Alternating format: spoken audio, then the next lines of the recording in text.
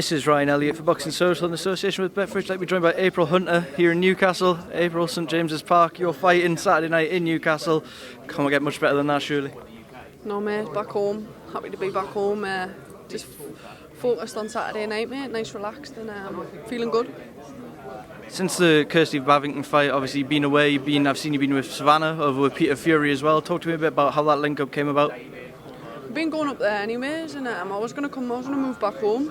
After that, I was done with being down Liverpool, and Sav just said, mate, please, Peter was away at the time, don't go back home, stay down. Ask Peter, and I asked Peter, and he said, I'll help you, and we've just been chipping away.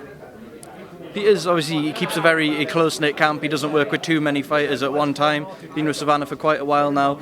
What's it like working with someone with so much experience and so much knowledge, and what are the main things he's kind of taught you already?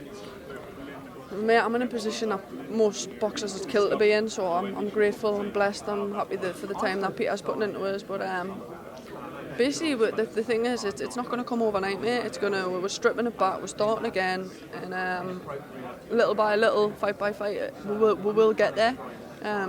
It just takes time.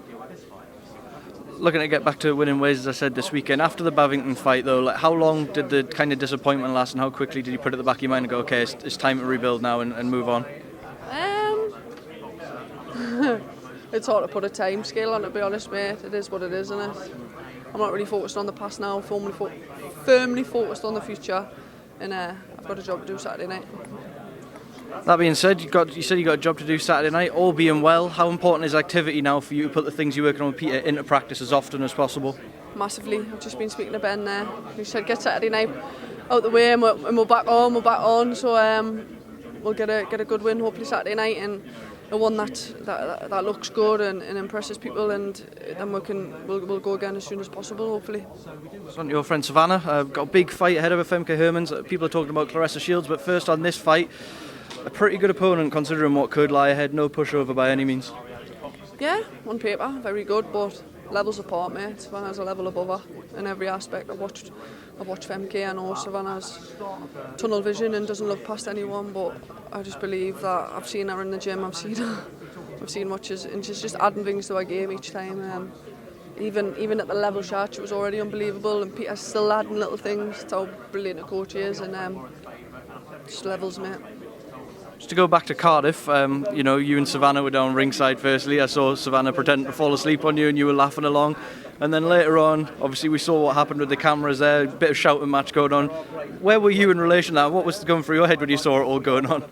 So eventually I was ringside with her, and Savannah was just meant to go through by herself. And she was like, no, she's come with her. So I was like sat with Johnny Nelson, like watching the crowd, because Sav had her own headphones.